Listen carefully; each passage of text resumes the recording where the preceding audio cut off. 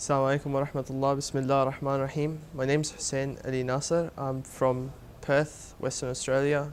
I'm originally from Pakistan but grew up in Dubai and then have been in Australia for the past 13 or so years. I'm an accountant by profession and qualification, and I'm a CPA, Certified Practicing Accountant. Should I also talk about all the other ziyaras have I done? Like I've been to Iran as well, or just focus on Iraq? Throughout my life, I've been going for ziyarat. We used to go to Iran when I was a kid because it was very difficult to come to Iraq because of Saddam. It was really difficult for Pakistanis to visit or communicate with the people. My parents had really bad experiences on their visitations to Iraq. Last year was the first time I came for Arba'in, and it changed my life forever.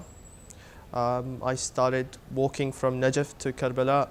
It was a 3-day walk. I was faced with a lot of challenges just before I came to Iraq. It was difficult for me to get a visa. It was so rushed. Nothing was working out when I wanted to come, and I prayed to Allah subhanahu wa ta'ala that please send me for ziyarah. I have to visit Imam Hussein this year or I will never be able to, and I managed to come on the walk. 3 days of walking. I met lots of new people, lots of friends that I've made, and I saw the generosity in the people, and all for the love of Imam Hussein. Everything was focused on Imam Hussein, every single thing. So everyone would say, "Oh, Zawar of Imam Hussein, please have some tea, please have some rest, we'll give you a massage." They took care of every need one could ask for. And when I first saw the dome of Abu Abdullah alayhi salam, it was like a climax. It was amazing. The feeling was beautiful. Yes, when I first, I shouldn't start with a yes because the question's not there. When I first got here, knowing what I had read about Abu Abdullah, like every step you take for Abu Abdullah alayhi salam is equal to 100 Hajj and 100 Umrah. Now, that on its own is massive. Just one Hajj is so big. When you say 100 Hajj and 100 Umrahs, and that's for one step. Imagine how many steps in the 90 kilometers that you would have walked. It is just extremely spiritually uplifting, especially when you reach the shrines, when you see them. Basically every chant of Ya Hussein that's being taken place around the world is towards this place, and I am there. That's just a beautiful feeling on its own, and you feel closer to the Imams after going through so much for them. You feel like you deserve being with the Imam. When obviously when I was growing up, Karbala wasn't really publicly open or easy to access due to the previous tyrant. And I came for Arba'in in the same year that Daesh came into Iraq. So, and before I came, you would see on Wikipedia, largest peaceful gathering in the world being the annual Arba'in processions. Just to see it manifest, so many people, there was so many people, you couldn't see the floor. Just to get across maybe 10 meters on the roads, it would take you forever.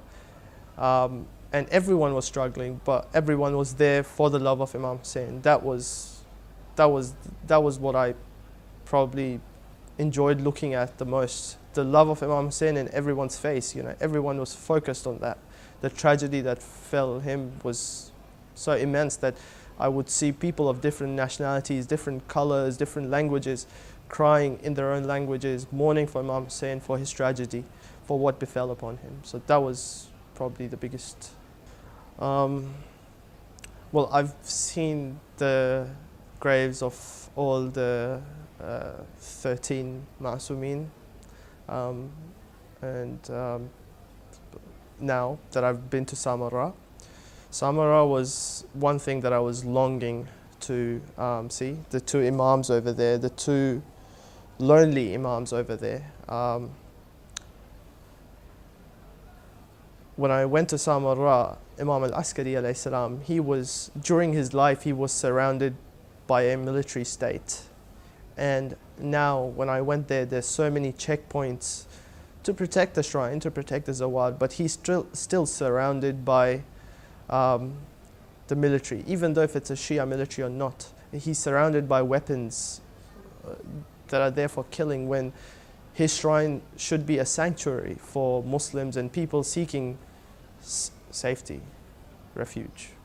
For my fellow Shia brothers and sisters around the world, whoever's going to watch this, trust me, if you're thinking about coming to Karbala but are just not ready to take that step because you think it's unsafe, seriously, I wish you could come here and see. It is probably the most safest place. There are checkpoints, there are people who are trying to protect the Zawar left, right and center. There is absolutely no danger. It's like a festive atmosphere right now because we're around the Prophet's birthday.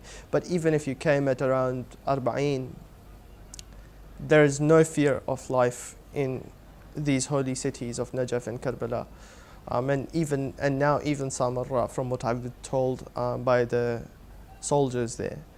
Kadhman is also safe. So for whoever wants to come here and unite with your fellow Shia brothers.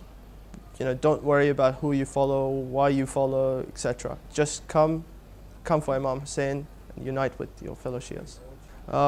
There's a hadith from Imam al-Askari alayhi salam that says someone came to him and asked him that should we visit Abi Abdullah al-Hussein alayhi salam even if there is fear of our life.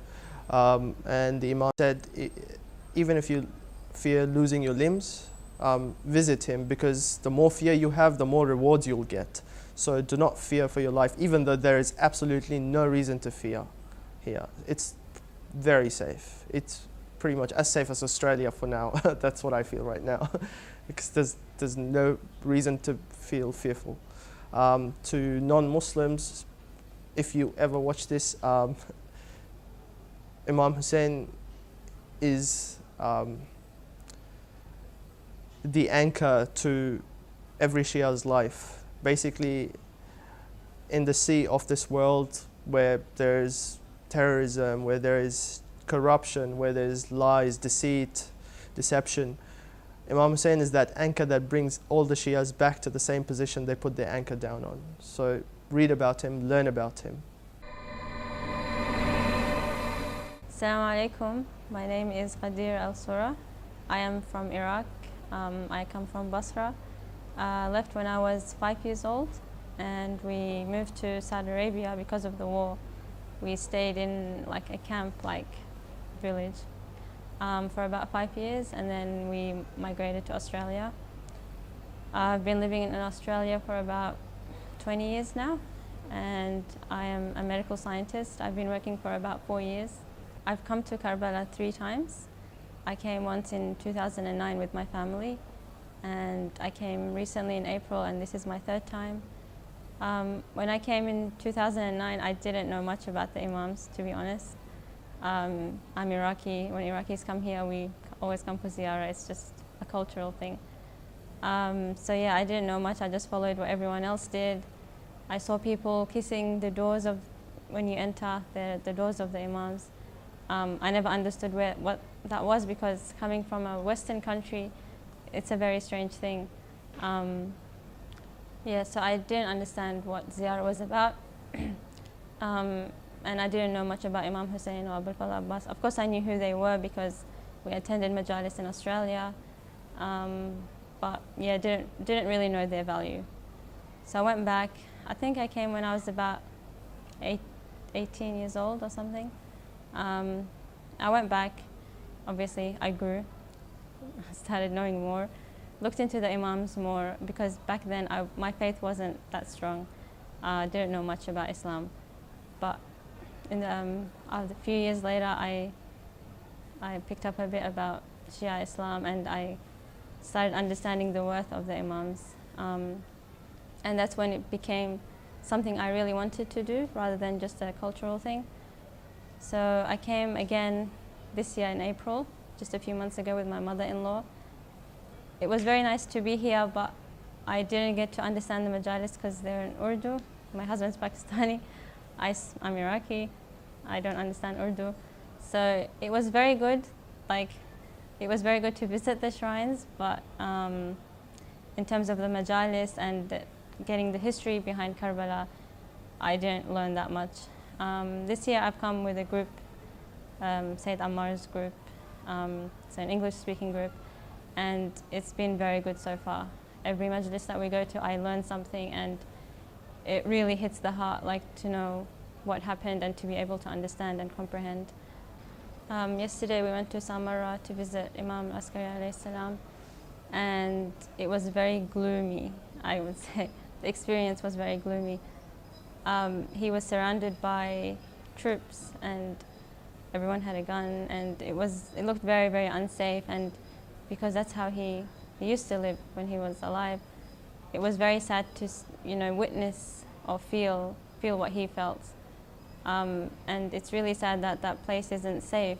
Like, it's constantly being bombed and rebuilt and reconstructed. And it really breaks your heart to see that even now that he's gone, not literally, but that he is gone, that he's still being attacked the same way, and he still has to have troops around him, and even though it's in a different way, but it was very, very sad, yeah. Day before yesterday, I went to visit Imam Hussein's shrine, and there were a lot of people. I couldn't even get through because there was that many. So I was reciting my ziyarah, and I heard screaming all of a sudden. Like everyone was screaming. It wasn't just one scream. And I left my place and I went to see what was going on, and I saw those ladies with the thing that tell people where to go, yeah. The ones that work inside. They were crying, and so I asked the lady. I said, "What happened?" And she said that there was a lady that came in the morning with her daughter who was paralyzed, who couldn't walk, and she was asking Imam Hussein, please cure my daughter. And she had gone back, like she was there, but then she came back this time again without giving up. Basically, she was not going to leave, and she was screaming. Everyone said she was like screaming and with all her heart, and all of a sudden her daughter just stood up, and that's when the whole crowd started crying. And like, even you wouldn't, like, when there's shusha ladies, when they cry, something's happened. And mashallah, it was beautiful. Like, I didn't witness it, but I did hear it. And yeah, subhanallah. Inshallah, I plan to come again and again and again, if Allah gives me the chance to. And inshallah, I would love to attend Arba'in. I would love to just be uplifted spiritually through the walk, and just to, witness everyone. I've heard and I've seen on TV paralyzed people like walking, crawling, and the miracles that happen. And I would love to be able to give back to my Imam, what Zainab and everyone else did. I say you'd have to come here too, to know what this is about. Like, we, back home, we have majalis, we have everything, we cry, but it's over. Here you really feel it. Like, especially, I don't know, for me, Imam Hussein's shrine, as soon as I saw it, you feel like you feel how grand he is. You have to come and see it, basically. And yeah.